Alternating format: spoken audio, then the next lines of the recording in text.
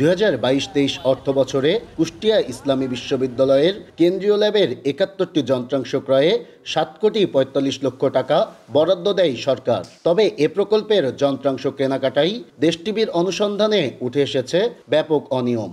একটি মাইক্রোস্কোপ কিনতে সরকারের 50 লাখ টাকা বরাদ্দের বিপরীতে ব্যয় দেখানো হয় 2,42,52,000 টাকা।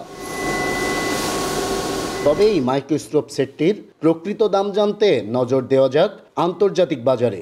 ইন্ডিয়ান বৃহত্তর অনলাইন শপ ইন্ডিয়া মার্টে দেখা যায় নিকন ব্র্যান্ডের ইক্লিপ TI2 মডেলের মাইক্রোস্কোপটির দাম ভারতীয় মুদ্রায় 18 লাখ রুপি, যা বাংলা টাকায় প্রায় 25 লাখ টাকা। এমন তথ্য যেন রীতিমতো চোখ কপালে ওঠার মতো। তাহলে প্রশ্ন ওঠে, ব্যয় দেখানো বাকি 2,17,50,000 টাকা গেল কোথায়? অনিয়ম এখানেই শেষ নয়। সরকারি অর্থে কেনা 71টি পণ্যের মধ্যে হদিস নেই 1,38,00,000 টাকার 22টি পণ্যের। অর্থাৎ সব মিলিয়ে এসব পণ্য কিনতে জনগণের দেওয়া ট্যাক্সের তছরূপ হয়েছে 3.5 কোটি টাকা। শিক্ষক নেতারা বলছেন, এমন অনিয়ম ও দুর্নীতির দায় এড়াতে পারে না বিশ্ববিদ্যালয় প্রশাসন। যেটির বরাদ্দ কেনার কথা 50 লক্ষ টাকা, সেটি অতিরিক্ত টাকা দিয়ে কেনার কোনো সুযোগ নেই। ল্যাবের যন্ত্রাংশ ক্রয়ের জন্য যে এস্টিমেশন থাকে তার অতিরিক্ত বাজেট করেছে, এটা কখনো পারে না এবং এটা এক ধরনের, এটাকে আমি একটা দুর্নীতির অংশ বলবো। যন্ত্রাংশ ক্রয়ে অনিয়মের সত্যতা মিললেও এর দায় নিতে নারাজ দায়িত্বে থাকা সংশ্লিষ্ট কর্মকর্তা কর্মচারীরা।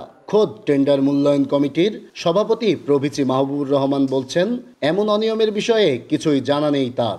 এক সময় আমি এটা বলছিলাম যে আপনারা আমাকে দিয়ে সই-স্বাক্ষর করাবেন, তা আমি তো এগুলো তো জানি না। তো তখন তারা তো একটু রাগান্বিত হয়ে বলে, বেশি বোঝো নাকি তুমি। কতটা অনিয়ম হয়েছে না হয়েছে এই বিষয়ে আমার কাছে তথ্য নাই। আমার কাছে যে যন্ত্রপাতিগুলো আছে সেগুলোর আমরা তালিকা কমপ্লিট করার পরে আমরা সেগুলো মিলাই দেখতে পারবো। টেলিস্কোপ ক্রয় করা হয়েছে এবং আপনি যে অভিযোগগুলো উত্থাপিত করলেন 22টা মুখটা, এটা আমার জানা নেই। যদিও যন্ত্রাংশ ক্রয়ে দুর্নীতির বিষয়টি স্বীকার করে বিশ্ববিদ্যালয়ের উপাচার্য বলছেন, পুরো বিষয়টি খতিয়ে দেখা হবে। কোনো পণ্য হয়তো এর সাথে ম্যাচিং হচ্ছে না, কোনো পণ্য ম্যাচিং হচ্ছে, এর পরিবর্তে তখন ওইটা কিনতে হচ্ছে আর কি। এরকম ঘটনা ঘটতে পারে আর কি। তো বিষয়টি আমরা আরও একটু খতিয়ে দেখে যে এরকম কোনো হয়েছে কিনা। সর্বোচ্চ বিদ্যাপীঠে চলছে এমন দুর্নীতি যা ভাবমূর্তি ক্ষুণ্ণ করছে শিক্ষা ব্যবস্থার। অবিলম্বে জড়িতদের বিরুদ্ধে কঠোর ব্যবস্থা নেওয়ার দাবি শিক্ষক শিক্ষার্থীদের। নাহিদ হাসান তিতাস, দেশ টিভি, কুষ্টিয়া।